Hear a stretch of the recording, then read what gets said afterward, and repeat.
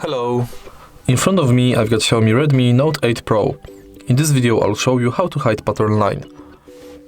In the beginning enter Settings and go to Passwords and Security.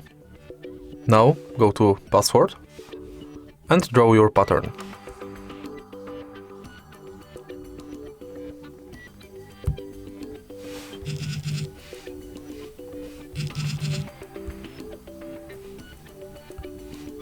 Now enter password again and switch Make Pattern Visible off.